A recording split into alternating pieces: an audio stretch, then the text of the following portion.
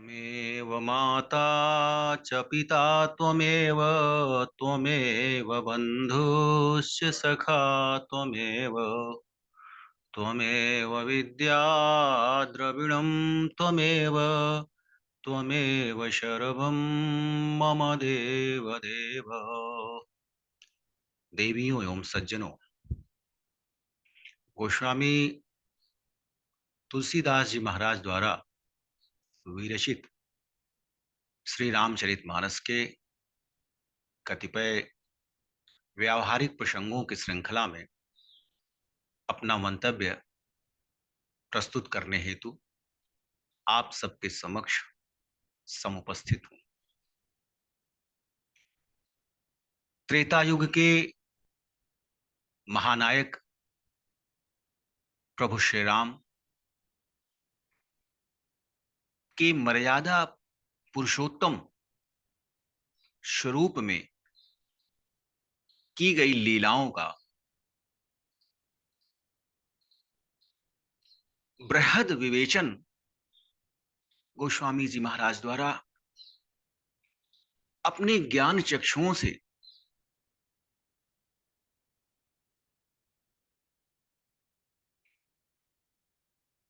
देखकर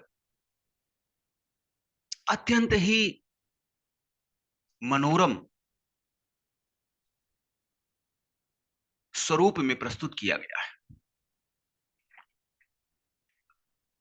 अधर्म का प्रतीक लंका पति रावण, जो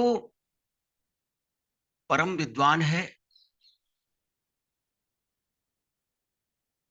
शक्ति संपन्न है, श्री संपन्न है, भगवान शंकर का दास है,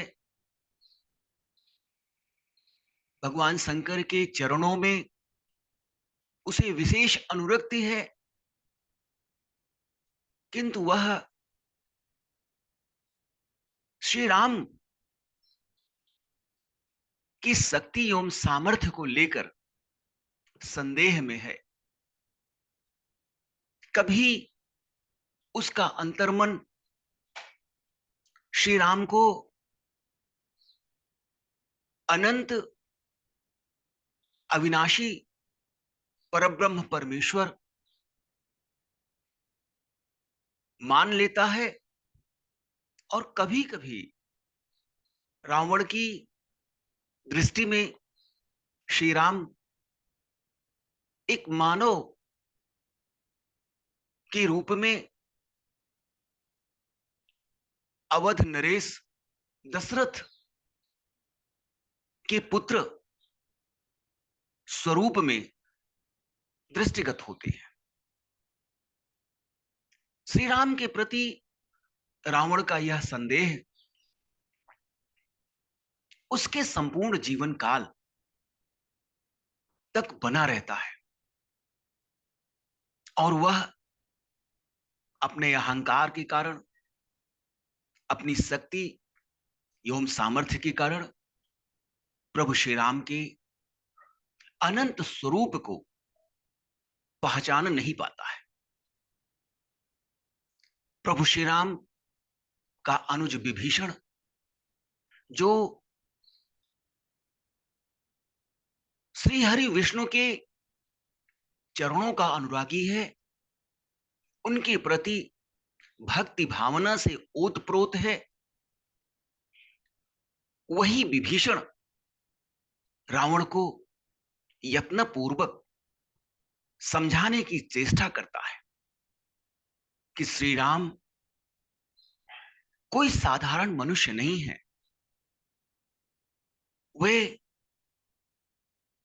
साक्षात ब्रह्म स्वरूप हैं, विष्णु के अवतार हैं। किंतु रावण अहंकार रूपी अंधकार में आकंठ डूबा हुआ विभीषण की बातों को तथ्यपरक यथार्थ से परे मानता है। रावण विभीषण को अपमानित करके निष्कासित कर देता है। और वही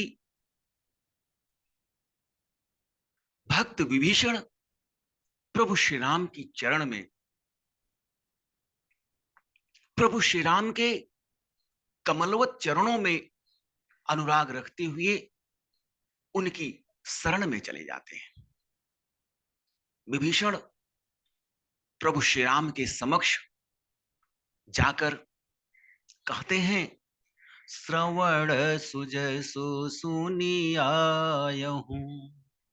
प्रभु भंजन भवभीर, त्राहि त्राहि आरत हरन, सरन सुखद रघुवीर। श्रवण सुजसु सुनियायहूं, प्रभु भंजन भवभीर, त्राहि त्राहि आरती हरन, सरन सुखद रघुवीर। विभीषण प्रभु श्री राम जी के शरण में आकर उनके कमलवत चरणों में शीश नवाकर विनय पूर्वक कहते हैं, हे भगवान, मैं आपकी कीर्ति सुनकर आया हूं। आप जन्म मरण के भय का नाश करने वाले हैं। दुखियों का दुख दूर कर शरण में आए हुए को सुख प्रदान करने वाले प्रभु श्री राम जी, आप मेरी रक्षा कीजिए। विभीषण के दैन्यतापूर्ण वचन को सुनकर श्री राम जी ने विभीषण को गले से लगा लिया और उनकी कुशल क्षेम ऐसे पूछते हैं। शरणागत की रक्षा करने वाले, शरणागत पर कृपा करने वाले भक्त वत्सल प्रभु श्री राम जी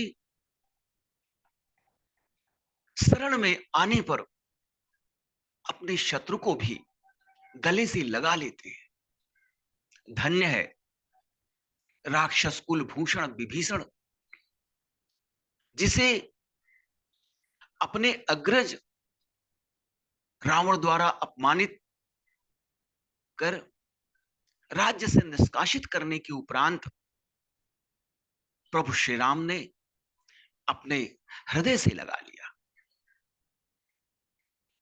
अस कही करत दंडवत देखा, तुरत उठे प्रभु हरस बिसेखा। दीन बचन सुनी प्रभु मन भावा, भुज विशाल गही हृदय लगावा। प्रभु श्री राम जी भक्त वत्सल हैं, शरणागत की रक्षा करने वाले हैं। उन्होंने विभीषण की दैन्यतापूर्ण बातें सुनकर तथा दंडवत प्रणाम करते हुए देखकर अत्यंत प्रसन्नता के भाव से उठकर विभीषण को अपनी विशाल भुजाओं से उठाकर गले से लगा लिया। ऐसे हैं भक्त वत्सल परम स्नेही प्रभु श्री राम। तब लगी कुशल न जीव कहूं, सपने हूं मन विश्राम। जब लगी भजत न राम कहूं, शोक धाम तजी काम। आत्मा परमात्मा का स्वरूप है और इस चराचर जगत का समस्त प्राणी उसी परब्रह्म परमेश्वर का अंश है। किंतु जब तक प्राणी अपने इंद्रिय विकारों का दमन कर विषय वासना से रहित भाव से प्रभु श्री राम का भजन नहीं करता, तब तक वह कुशल नहीं रह सकता। और स्वप्न में भी उसे सुख और शांति नहीं मिल सकती है। अतः समस्त दुखों के मूल कारण विषय वासना का परित्याग करते हुए प्रभु का भजन करने से, प्रभु के चरणों में अनुरक्ति से सुख, शांति एवं समृद्धि प्राप्त हो सकती है।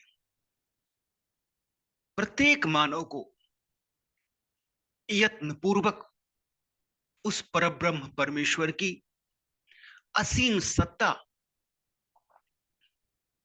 का आभास करते हुए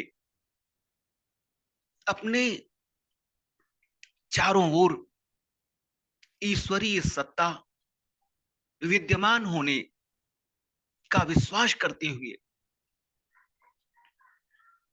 अकर्ता भाव से कर्म करते हुए भी